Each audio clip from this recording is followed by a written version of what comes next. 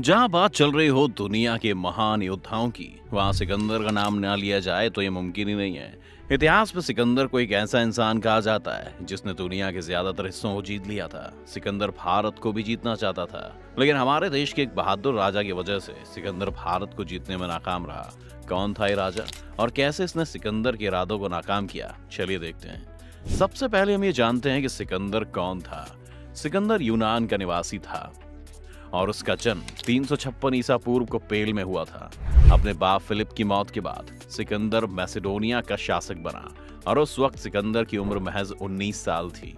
मैसेडोनिया की गद्दी पर बैठने के बाद ही सिकंदर ने दुनिया को जीतने का मकसद बना लिया और अपने इस इरादे को पूरा करने के लिए निकल पड़ा। सिकंदर दुनिया को जीतने के लिए अपने रास्ते में आने वाली हर मुश्किल और हर ताकत को खत्म करता चला गया। जहां एक तरफ दुनिया की बड़ी बड़ी ताकतें सिकंदर के सामने घुटने टेक रही थीं, वहीं दूसरी ओर छोटी छोटी रियासतों ने तो अपने आप ही उसके सामने सरेंडर कर दिया और उसको अपना राजा मान लिया। उस वक्त दुनिया में कोई इंसान ऐसा नजर नहीं आ रहा था जो उसको हरा सके या उसकी टक्कर ले सके, सिवाय एक इंसान के, और वो इंसान कोई और नहीं बल्कि हमारे देश का एक राजा था जिसका नाम था पोरस।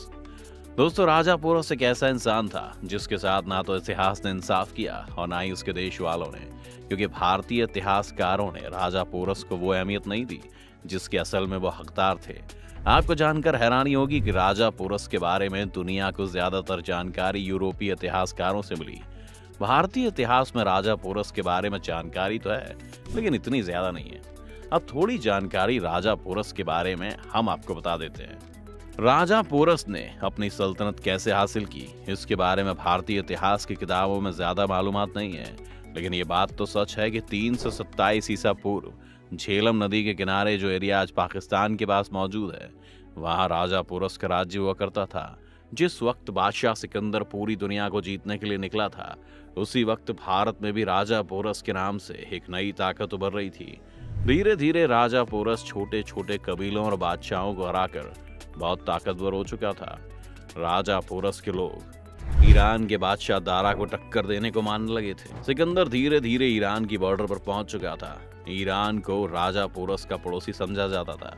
आपको बताते चलें कि ईरान की सल्तनत उस वक्त इतनी ताकतवर थी कि उसको सिकंदर के बाद दुनिया पर हुकूमत करने वाला दूसरा इंसान माना जाता था। यही वजह थी कि सिकंदर को इस सल्तनत को जीतने के लिए कई लड़ाइयां लड़नी थी। जब सिकंदर और ईरान के राजा के बीच आखिरी लड़ाई हुई तो बुरे और खतरनाक हालात में ईरान के बादशाह दारा ने अपने पड़ोसी राजा पोरस से मदद मांगी। बादशाह ने राजा पोरस को खत लिखकर मदद मांगी। खत पढ़ते ही राजा पोरस ने अपनी तरफ से हाथियों का एक दस्ता ईरान के बादशाह के मदद के लिए भेज दिया, मगर सिकंदर को उसके जासूसों से इसकी खबर लग गई और उसने हाथियों के इस दस्ते को ईरान पहुंचने से पहले ही ईरान पर हमला कर दिया, जिसमें ईरान की ज्यादातर फौज मारी गई और बची हुई फौज ने खुद अपने बादशाह दारा को मार डाला और सिकंदर को अपना बादशाह मान लिया। राजा पोरस की तरफ से ईरान वालों के लिए भेजी गई मदद को देखकर सिकंदर को इस बात का अंदाजा हो गया था कि ईरान के बाद अभी भी एशिया में एक ऐसी ताकत है जो मेरे सामने लड़ाई के लिए खड़ी हो सकती है। इसीलिए सिकंदर ने इरादा किया कि अब वो इस ताकत को खत्म करके ही वापस लौटेगा। ईरान को पूरी तरह से अपने कब्जे में कर लेने के बाद सिकंदर अफगानिस्तान के रास्ते से होता हुआ भारत की ओर निकल पड़ा। रास्ते में पड़ने वाले छोटे छोटे कबीलों को अपनी हुकूमत में लेते हुए सिकंदर आगे बढ़ता चला गया। भारत की सीमा में घुसते ही तक्षशिला के राजा आभि ने सिकंदर का जोरदार स्वागत किया। उसके लिए एक जश्न का भी इंतजाम किया जिसमें सारी रात शराब और नाच गाना हुआ। राजा आम्भी ने सिकंदर को मदद के लिए 5000 हाथी और कुछ सिपाही भी उसकी सेना में शामिल कर दिए। राजा आम्भी के अलावा बाकी छोटे राजाओं ने तो सिकंदर का सपोर्ट किया या चुपचाप बैठकर राजा पोरस की बर्बादी का तमाशा देखने का फैसला कर लिया। दस्तूर के मुताबिक सिकंदर ने राजा पोरस के दरबार में अपना एक आदमी भेजा। उसने राजा पोरस से कहा कि अगर वो सिकंदर को अपना राजा मान ले तो बादशाह उनसे जंग नहीं करेगा, बल्कि उन्हें आराम से अपना राज्य करने देगा और चुपचाप चला जाएगा।